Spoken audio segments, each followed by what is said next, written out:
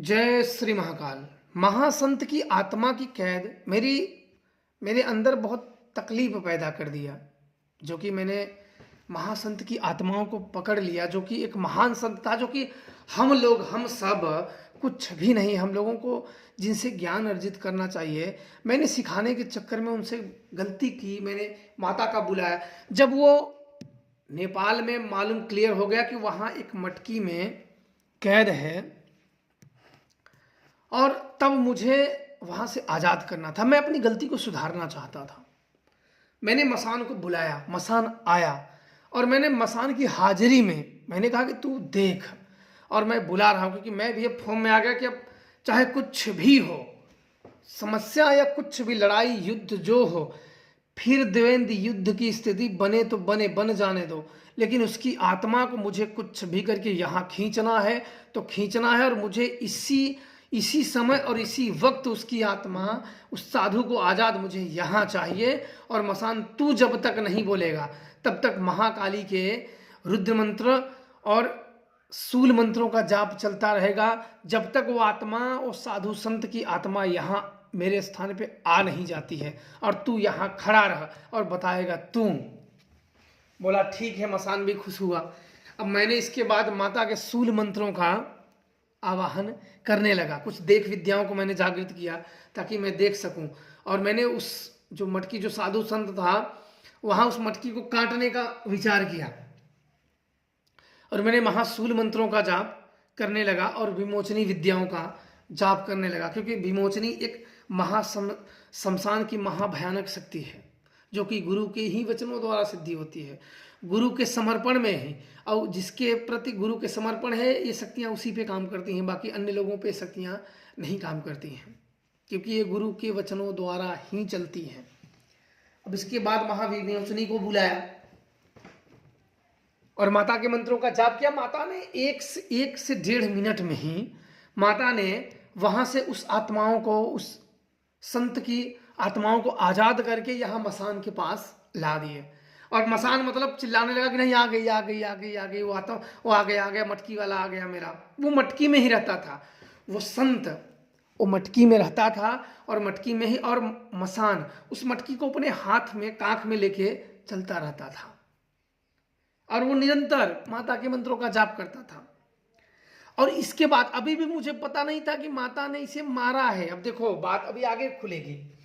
अब इसके बाद माता ने 1 से 1.5 मिनट में लाई, मसान बोला। इसके बाद मसान को मैंने सौंप दिया कि अब आप इसकी आत्मा को लेके जाओ। मैंने भी माता से, ये माता ने मेरी लाज रख ली। हला इतना जल्दी कौन आत्माओं को लाता है, 1 मिनट में कौन आत्माओं को पकड़ के इतना जल्दी ला। वो भी देवता खड़ा है जो देख रहा है कि जब तक वो नहीं बोलेगा तब तक मान्य नहीं होगा, मेरी बात का मान्य। मैं तो झूठ भी बोल दूंगा कि जैसे कोई है, किसी को देख भी मैं तो झूठ भी बोल दूंगा, आ गया आ गया।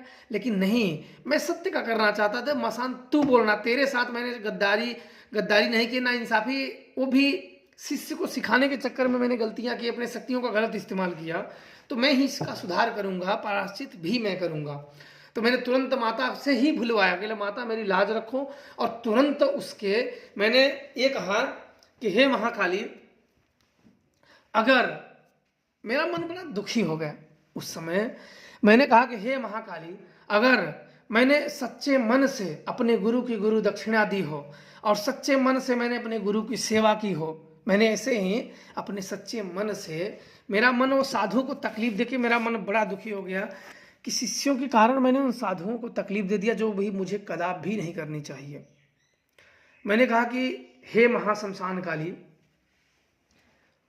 मेरे गुरु के ऊपर महाशमशान काली की कृपा बहुत ज़्यादा है, और शमशान भैरव की, मसान की, और महादेव का भी अलग अलग उन्होंने विधियों से किया है।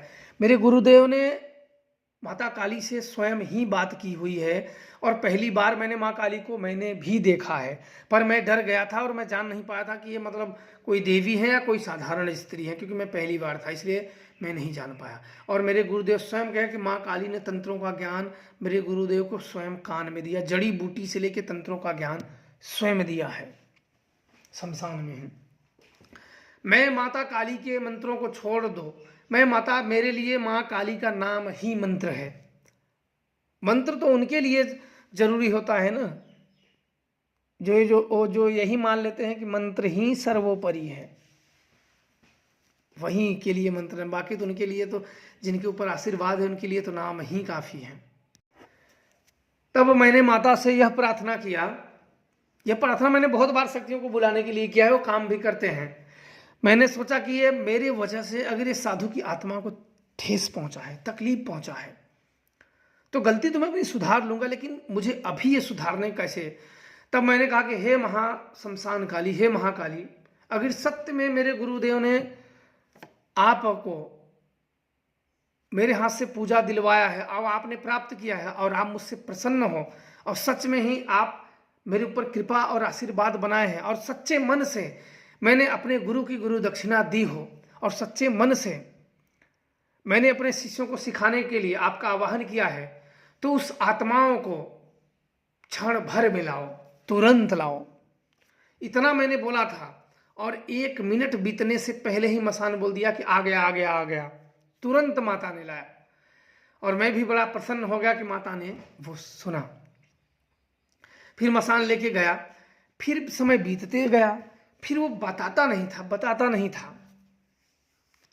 फिर मेरा ये हुआ कि फिर सही से बता नहीं रहा है, मसान ही बता रहा है पर उतना सटीक नहीं। फिर बुलाया मसान को एक बार, कुछ दिन बीत गए, फिर बुलाया तो बोले कि ऐसा है कि मसान को आपने जब माता से प्रार्थना किया, माता ने पकड़ के उस साधु को मारा है, माता ने मारा है। अब मुझे देखो, अब पता चला, मैं भी सन्न हो गया, अवाक हो गया कि अरे माता ने कैसे मार दिया, मैंने तो पकड़ने के लिए बोला है। बोले माता ने, आपने जब प्रार्थना किया माता ने पकड़ा है, उस साधु को मारा है। क्यों? क्योंकि आपने भी माता को सिद्ध किया हुआ है और वो भी माता का पुजारी है, पर जो व्यक्ति चला दिया है वो उसका काम कभी निसफल नहीं जाते हैं। अब मुझे बड़ा दुख हुआ, करिए मैंने क्या कर दिया, ये उस साधु के उस संत के साथ मैंने ये क्या कर दिया, इन शिष्यों को सिखाने के चक्कर में मैंने क्या कर दिया है, उन महान आत्माओं को मैंने आत्माओं को ठेस पहुंचा दिया है इन शिष्यों को सिखाने के लिए। और यदि इनको अगर मैं विद्या दूंगा, कोई भी शिष्य हो जिन्हें मैं विद्या दे पाऊंगा वो मेरी वाह वाह करेंगे, जिसे नहीं दे पाऊंगा वो मेरी चुगली और बुराई करेंगे। ये मसान बोल दिया कि आपको शक्तियां प्राप्त है, आपको सब प्राप्त है, फिर ऐसे लोगों को सिखाने का आपको जरूरत ही क्या है? ऐसे लोग नहीं सीख पाएंगे। इन लोगों का आत्मा, सबसे पहले आत्मा पवित्र होनी चाहिए। 12 साल का योग गुरु क्यों बोलते हैं? 12 साल में गुरु भक्ति हो, गुरु श्रद्धा, वो दिख जाते हैं, नहीं तो 12 महीने भी नहीं चलते हैं। इसलिए जो 12 साल तक योग करता है वही सिद्ध बनता है, अन्यथा नहीं बनता है। बोले आप ये शिष्यों को सिखा रहे हो, समय के साथ देखो कैसे बदलते हैं। बोला नहीं, कोई नहीं बदलेगा। बोले देखते तो रहो, ये कलयुग है, ये माया है, लोग अपनी इच्छाओं और कामनाओं की पूर्ति के लिए आते हैं, आपको क्या लगता है? तो मेरे को बोला मसान, बोला कि तुम जब ईश्वर के पास जाते हो तो क्या कामना लेके गए थे? कि मुझे मरने के बाद मुक्ति चाहिए, कुछ कामना के लिए गए थे? बोले लोगों की कामना, क्या लोग कल्याण लोग करते हैं? नहीं, लोग जेब कल्याण करते हैं। बात मेरी उससे, जेब कल्याण करते हैं, लोग कल्याण नहीं करते हैं, जेब कल्याण कर रहे हैं। और इसी कारण उन्हें शक्तियां नहीं प्राप्त होती हैं। मैंने जब मसान से दृष्टि डाली तो मुझे ज्यादातर कोई भी ऐसा, कुछ ही ऐसे लोगों को छोड़ के नहीं, कोई भी नहीं दिखा जिसके पास शक्तियां हो। षड्यंत्र ज्ञान है, शकुनी ज्ञान है, मंत्रा ज्ञान है, मतलब कपटी ज्ञान भरा है, जो उनका ज्ञान उन्हें अस्तित्व को जबरदस्ती दबोता कि मैंने सीख लिया, पर सत्य की शक्तियां नहीं है। मैंने सोचा कि अपनी भक्ति से, अपने शक्तियों से पीछे मत हटो, एक बार सिखा दो। हर व्यक्ति अपने कर्म से ऊपर बनता है, किसी का कर्म अपने ऊपर मत ला दो। हर व्यक्ति अपने कर्म से ऊपर बनता है।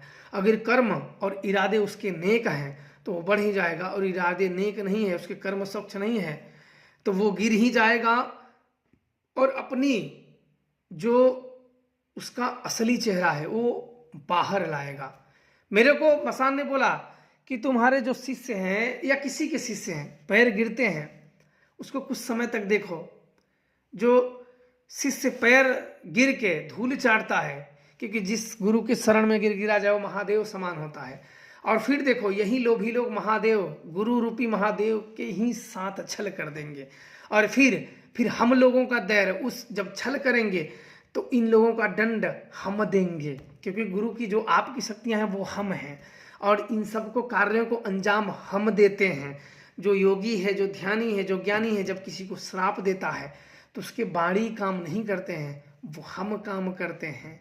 जो हम लोग उसके वचन में बंधे हो तो हम उसे दंड देते हैं, हम उसकी पुण्य खाते हैं, हम उसे मृत्यु के बाद दंड देते हैं, उसकी आत्मा की शक्तियां हम चूसते हैं, हम करते हैं। आप लोग जो साधु संत जो तप करते हो, जब आप लोग किसी को दंड देते हो तो उस दंड हम देते हैं, उसे दंड आप लोगों की वचनों पे, और इन सब को भी दंड देंगे। समय आ रहा है। बोला नहीं ऐसा नहीं, हम लोग गलत नहीं करेंगे। बोला गलत आप नहीं करोगे, लेकिन ये कर्म का विधान है। जो शक्तियों के साथ छल करेगा उसे हम दंड देने का, आप हमें बोलो ना बोलो, पर हम सबको अधिकार है, वो अधिकार हमें मिला है। तो इसलिए ये सब शक्तियां आत्माएं किसी को पकड़ लेती हैं, दंड देना शुरू कर देती हैं। अब साधु संतों की बात आ जाती है। माता से मैंने प्रार्थना किया, माता ने पकड़ लिया, माता ने मारा। जब मसान ने कहा कि आपने गलतियां की है, आपने उस साधु को मरवाया है माता से, तो मैंने बोला मैंने कहाँ बोला, मैंने तब वो मसान बोला कि आपने माता से बोला, माता ने वो किया, पर आपको पता नहीं है। और साधु भी वो आया, बोले हाँ, वो बोला कि मैं यहाँ नहीं रहूँगा। वो बोला कि मैं स्थान जहाँ वो विराजमान था, जो कब्रिस्तान था, वहाँ वो साधु रहता था। बोला कि मैं यहाँ अब नहीं रहूँगा। तो मैंने बोला क्यों, क्या बात हो गई? मसान से मैंने पूछा। बोला कि उसका वो अपना अपमान इसे मान लिया कि आपके पास शक्तियां थी, गुरु द्वारा आपकी शक्तियां थी, आपने सच्चे मन से गुरु दक्षिणा दी, और गुरु दक्षिणा का मतलब होता है कि शक्तियां प्राप्त होना। आपने सच्चे मन से अपने गुरु को माना, और आज तक मैं मसान हूँ, मेरे सामने कोई भी इंसान कुछ भी नहीं है, लेकिन मैं आपका आज्ञाकारी क्यों हूँ?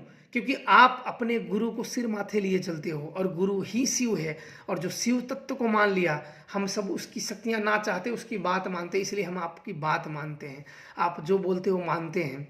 और इसलिए आप अपने रास्ते से पथ भ्रष्ट होने के बाद भी पथ पे आ जाते हो वहीं, कि इसलिए आपने विद्याओं को सिखाया, आप इतने शिष्यों को सिखा रहे हो, आप कितने भी शिष्य हैं, लेकिन जब तक आपकी बातों को समझ नहीं पाएगा, वो विद्याओं को ग्रहण ही नहीं कर पाएगा। तब मैंने वो गलतियां जानी, और आज भी वो साधु नाराज है, आज भी साधु नाराज है। और मैं वो नाराजगी दूर करने के लिए मैंने माता से वापस से प्रार्थना की कि माता इस मसान की महाशक्तियां बढ़ाओ। और जब ये मदद के लिए लोग बोलते हैं, एक ने बोला था कि मसान कच्चा कलुआ, छोटे बच्चों की आत्मा, अरे मूर्खो, तुम लोग समझो, तुम लोग भी मूर्ख हो और दुनिया को भी मूर्ख बना रहे हो। ऐसी मूर्खतापूर्वक बात, जब तुम सबको सही ज्ञान ना हो तो तुम लोग दिया मत करो। किसी व्यक्ति को बेवकूफ़ नहीं बनाए जाते हैं, जो सत्य हो, जिससे भेंट हो, जिससे बात हो, वही चीज़ बताए। सामने वाले को भले से झूठ लगे, लेकिन अपने मन से सत्य बोली चाहिए। अपने हिंदू धर्म है, हिंदू शक्तियां हैं, तो अपने बुराई का और पाखंड का और झूठ का कलंक अपने सिर मत लो। अगर हम झूठ ज्ञान फैलाएंगे तो झूठ का और अधर्म के साथ, अपने धर्म के साथ छेड़छाड़ का जो पाप है अपने सिर लेंगे। इसलिए झूठ झाड़ छेड़छाड़ नहीं, जो सत्य देख पाओ वही बोलो, सामने वाले के लिए बहुत भले से झूठ लगे। छोटे बच्चों की आत्मा बोले, जिनके साथ माता स्वयं सहायता करे, बजरंग बली के बगल में बैठे, वो तो उन लोगों को तुम सब क्या बोलते हो? दिमाग है कि नहीं है? मुझे तो लगता है कि अघोरियों के नाम पे, मालूम है कि अघोरी ही तांत्रिक होते हैं, मेन शक्तियाँ होती हैं, तो लोग अघोरियों के ही नाम पे ठगना शुरू कर दिए हैं। पहले अघोर ज्ञान समझो। अघोरी लालच और लोभ दोनों से दूर होते हैं। हाँ, जिसका मदद करते हैं जरूर लेते हैं, उनको नहीं दे पाए तो नहीं करते हैं, सीधी सी बात है। वो फ्री का ना तो ज्ञान अर्जित किए हैं, ना तो फ्री का करते हैं। तो इसलिए साधु संत बड़े दुर्लभ से मिलते हैं, इनके लिए किस्मत चाहिए होती है। आप लोगों के जीवन में अगर ऐसी कभी स्थिति बने या मौका मिले तो मौका नहीं छोड़ना चाहिए। मेरे हिसाब से मेरी जैसी गलतियां आप लोग, मैंने अपनी गलतियों को बताया है, इसलिए आप लोग ऐसी गलतियां बिल्कुल ही ना करें। और कभी भी जीवन में जो शिष्य बनाए उनके घरों पे उनका जाप पहले करवाएं। अपने पास भी बुला के सिखाओगे कोई मतलब नहीं है, वो भटके हैं तो भटके ही रहेंगे। उनके घर पहले मंत्रों का जो आपकी दक्षिणा है, जो मंत्र दक्षिणा है, जो रखना है आप रख सकते हैं। इसके बाद उन्हें घर पे जपवाएं। अगर उन्हें सिद्धियां प्राप्त करवानी है तो घर पे जपवाएं, और जपवाने के बाद कुछ सालों तक जपवाएं। मन उनका शुद्ध करें पहले। शुद्ध करने के बाद आपके आने से पहले ही वो वहीं शक्तिशाली बन जाएंगे। एकलव्य का उदाहरण आपको देता हूँ। गुरु द्रोण ने अपने पास शिक्षा देने से स्वयं अपने मुख से मना कर दिया, पर वो व्यक्ति एक पुतला बना के अपनी शिक्षाओं को ग्रहण कर दिया, और जिसे वो गुरु ज्ञान दे रहे हैं उससे भी कई गुना हो गया, अर्जुन से भी कई गुना एकलव्य हो गया। क्यों? उसका समर्पण। गुरु के पास भी आके क्यों नहीं सीख पाते हैं? और कुछ लोग गुरु के दूर रह के क्यों सीख जाते हैं? क्योंकि जो गुरु के पास आ रहा है वो दुष्ट आत्मा है, दुरात्मा है। वो सीखने नहीं आया है, वो लेने आया है। और सीखा जाता है, शक्तियों को प्राप्त किया जाता है, किसी से लिया नहीं जाता है। और इसलिए ऐसे लोग दंड के और महापाप के अधिकारी होते हैं। ये आते हैं, छल कर देते हैं, और इनकी आत्माएं फिर बोझिल होता आ जाती है। इनके जीवन में हमेशा दुखों का पहाड़ टूट, ये इनका सुख इनके जीवन से सदा सदा के लिए नष्ट हो जाता है। फिर ये कभी भी सुखी नहीं रह सकते हैं। ये सदैव सदैव आजीवन ही दुख में रहेंगे। इनका यही श्राप होता है। इसलिए हमेशा गुरु के साथ छल करने के, ईश्वर के साथ छल करने से पहले करोड़ों बार सोचना चाहिए। छल का परिणाम तुम्हें आजीवन भोगना होता है। तो इसलिए ऐसी गलतियां बिल्कुल ही ना करें। खुश रहें और प्रसन्न करें। जय श्री महाकाल।